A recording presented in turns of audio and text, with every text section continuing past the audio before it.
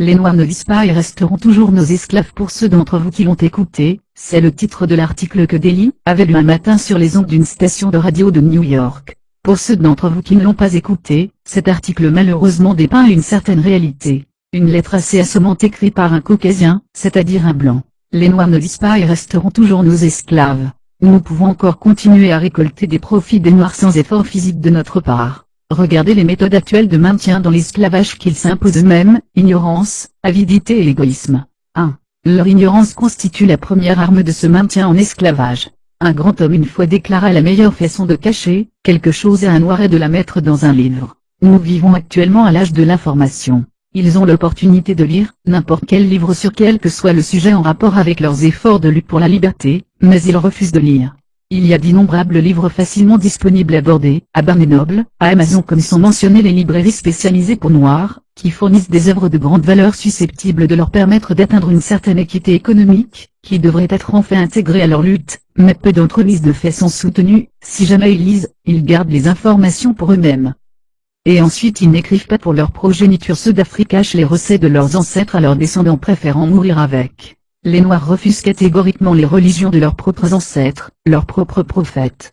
Oubliés. 2. L'avidité est une autre puissante arme de contention.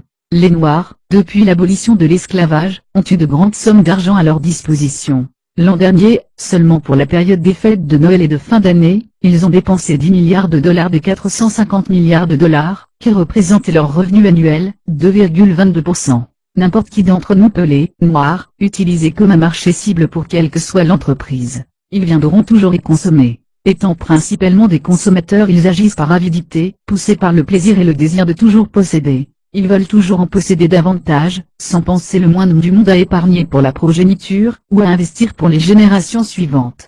Au lieu de démarrer une entreprise, ils penseront de préférence à s'acheter de nouvelles paires de chaussures très chères. Certains d'entre eux vont jusqu'à négliger leurs propres enfants pour se procurer les tout derniers modèles. Tommy ou Fubu. Ils pensent jusqu'à présent que rouler en Mercedes, et vivre dans une grande maison, leur octroie un certain statut, ou qu'ils ont réalisé le rêve américain. Ils sont fous.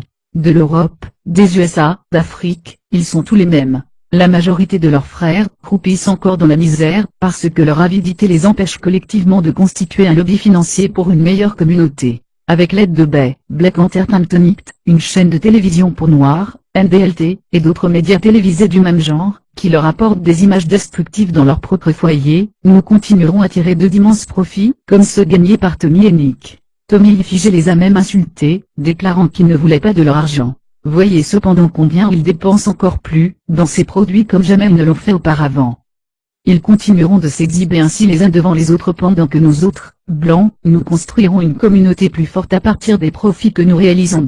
3. L'égoïsme est enraciné en eux depuis les temps de l'esclavage, et l'époque coloniale est l'une des principales manières à travers lesquelles nous continuons à les y maintenir.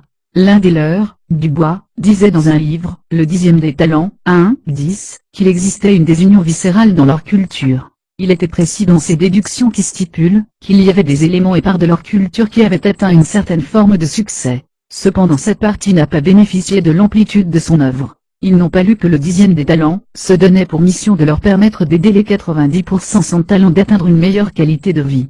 Au contraire, ces éléments ont créé une nouvelle catégorie de classe, la classe Bupi, que nous traduirions par parvenus, et ils regardent de haut les leurs ou bien les aident avec condescendance. La seule culture qui prend l'ascension chez eux, c'est la culture de ramassage et de cueillette, qui est nourrie par la semence de Caen, frère d'Abel, le nivellement vers le bas. Leur égoïsme ne leur permet pas de travailler ensemble, sur des projets pour atteindre des réalisations communes. Ils ne réaliseront jamais ce que nous avons accompli. Quand ils se mettent ensemble, ils laissent leur ego dominer leurs objectifs communs. Donc leur prétendue organisation d'aide et de charité, semble seulement promouvoir leur nom sans apporter de réels changements au sein de la communauté. Ils sont heureux de siéger dans des conférences, ou des conventions dans nos hôtels, Sheraton, Intercontinental, discutant au sujet de ce qu'ils projettent de faire tout en récompensant par des plaques d'honneur et des titres, les meilleurs orateurs mais non les meilleurs réalisateurs, ceux qui en fait agissent. Y aura-t-il une fin à leur égoïsme?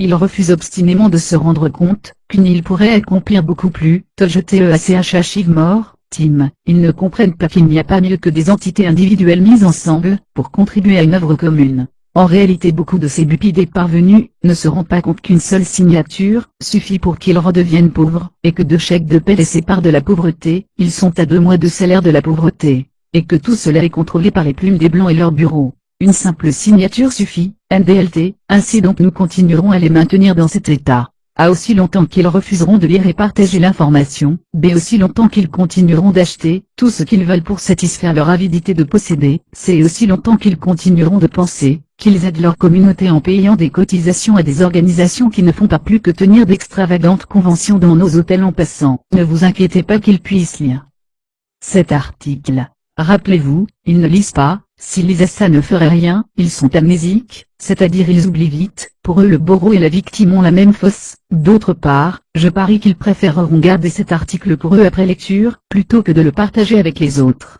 Sauf bien sûr pour quelques-uns d'entre eux qui ont compris. Encore et une fois de plus, la meilleure façon de cacher quelque chose est un noir, et de la mettre dans un